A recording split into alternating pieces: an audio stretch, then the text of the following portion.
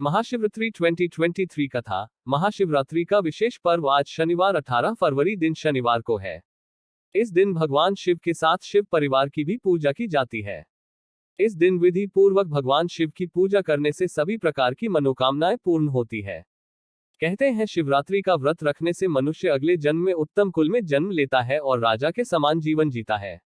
यह व्रत कथा एक शिकारी चित्रभानु की है। आइए जानते हैं महाशिवरात्रि व्रत कथा के बारे में। महाशिवरात्रि की कथा। आपको बता दें, महाशिवरात्रि की कथा का वर्णन शिव पुराण में मिलता है। इस कथा के अनुसार पुरातन काल में एक शिकारी था जिसका नाम चित्रभानु था। यह शिकारी एक साहूकार का कर्जदार था। कर्ज न दे पाने की स्थिति में साहूकार ने उसे एक शिवमठ में बंदी बना दिया। संयोग से जिस दिन से बंदी बनाया उस दिन महाशिवरात्रि थी। साहूकार ने इस दिन अपने घर में पूजा का आयोजन किया। पूजा के बाद कथा का पाठ किया गया। शिकारी भी पूजा और कथा में बताई गई बातों को ध्यान से सुनता रहा। शिकारी ने साहूकार से ऋण चुकाने का वाद किया। पूजा कार्यक्रम समाप्त होने के बाद साहूकार ने शिकारी को अपने पास बुलाया और उससे अगले दिन ऋण चुकाने की बात कही। इस पर शिकारी ने वचन दिया। साहूकार ने उसे मुक्त कर दिया। शिकारी जंगल में शिकार के लिए आ गया। शिकार की खोज में उसे रात हो गई। जंगल में ही उसने रात बिताई। शिकारी एक तालाब के किनारे एक बेल के पेड़ पर चढ़कर रात बीतने लगा। बेलपत्र के पेड़ नीचे एक शिवलिंग था जो बेलपत्रों से ढक चुका था। इस बात का शिकारी को कुछ भी पता नहीं था। आराम करने के लिए उसने बेलपत्र की कुछ शाखाएं तोड़ी। इस प्रक्रिया में कुछ बेलपत्र की पत्तियां शिवलिंग पर गिर पड़ी। शिकारी भूखा प्यास उसी स्थान पर बैठा रहा। इस प्रकार से शिकारी का व्रत हो गया। तभी गर्भिणी हिरणी तालाब पर पानी पीने के लिए आई। हिरणी को शिकारी ने जाने दिया। शिकारी ने धनुष पर तीर चढ़ाकर हिरणी को मारने की जैसी ही कोशिश की वैसे ही हिरणी बोली, मैं गर्भ से हूं, शीघ्र ही बच्चे को जन्म दूंगी। तुम एक साथ दो जीवों की हत्या करोगे, यह उचित नहीं होगा। मैं अपने बच्चे को जन्म देकर शीघ्र ही तुम्हारे पास आ जाऊंगी, तब तुम मेरे शिकार कर लेना। शिकारी ने तीर वापस ले लिया। हिरणी भी वहां से चली गई। धनुष रखने में कुछ बिल्व पत्र पुनः टूटकर शिवलिंग पर गिर गए। इस प्रकार उससे अनजाने में ही प्रथम प्रहर का पूजा पूर्ण हो गई। कुछ देर बाद एक और हिरणी उधर से निकली। पास आने पर शिकारी ने तुरंत ही धनुष पर तीर चढ़ाकर निशाना लगा दिया।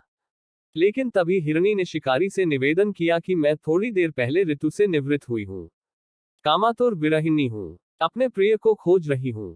मैं अपने पति से मिलकर तुम्हारे पास आ जाऊंगी। शिकारी ने इस हिरणी को भी जाने दिया। शिकारी विचार करने लगा। इसी दौरान रात्रि का आखिरी प्रहर भी बीत गया। इस बार भी उसके धनुष से कुछ बेलपत्र शिवलिंग पर जा गिरे। इस प्रकार उसके द्वारा दूसरे प्रहर की पूजन प्रक्रिया भी पूर्ण हो गई।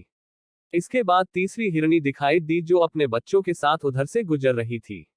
शिकारी ने धनुष उठाकर निशाना साधा। शिकारी तीर को छोड़ने वाला ही था कि हिरणी बोली, मैं इन बच्चों को इनके पिता को सौंप कर लौटाऊंगी, मुझे अभी जाने दें। शिकारी ने ऐसा करने से इनकार कर दिया। उसने बताया कि दो हिरणी को मैं छोड़ चुका हूं। हिरणी ने कहा कि शिकारी, मेरा विश्वास करो, मैं वापस आने का वचन देती हूं। शिकारी को जब हिरणी पर दया आ गई, शिकारी को हिरणी पर दया आ गई और उसे भी जाने दिया। उधर भूखा प्यासा शिकारी अनजाने में बेल की पत्तियां तोड़कर शिवलिंग पर फेंकता रहा। सुबह की पहली किरण निकली तो उसे एक मृग दिखाई दिया। शिकारी ने खुश होकर अपना तीर धनुष पर चढ़ा लिया। तभी मृग ने दुखी होकर शिकारी से कहा, यदि तुमने मुझसे पूर्व आने वाली 3 हिरनियों और बच्चों को मार डाला है तो मुझे भी मार दो। देर न करो, क्योंकि मैं यह दुख सहन नहीं कर सकता हूं। मैं उन हिरनियों का पति हूं। यदि तुमने उन्हें जीवन दान दिया है तो मुझे भी छोड़ दो। मैं अपने परिवार से मिलकर वापस आ जाऊंगा। शिकारी ने उसे भी जाने दिया।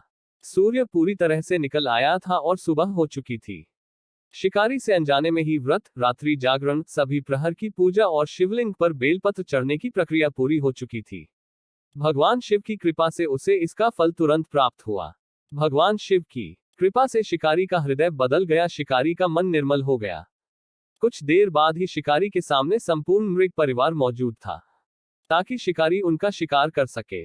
लेकिन शिकारी ने ऐसा नहीं किया और सभी को जाने दिया। महाशिवरात्रि के दिन शिकारी द्वारा पूजन की विधि पूर्ण करने के कारण उसे मोक्ष प्राप्त हुआ। शिकारी की मृत्यु होने पर यमदूत उसे लेने आए तो शिवगणों ने उन्हें वापस भेज दिया। शिवगण शिकारी को लेकर शिवलोक आ गए। भगवान शिव की कृपा से ही अपने इस जन्म में राजा चित्रभानु स्वयं के पिछले जन्म को याद रख पाए और महाशिवरात्रि के महत्व को जानकर उसका अगले जन्म में भी पालन कर पाए। डिस्क्लेमर, यहाँ मुहैया सूचना सिर्फ मान्यताओं और जानकारियों पर आधारित है। यहाँ यह बताना जरूरी है कि हम किसी भी तरह की मान्यता, जानकारी की पुष्टि नहीं करते हैं। किसी भी जानकारी या मान्यता को अमल में लाने से पहले संबंधित विशेषज्ञ से सलाह लें।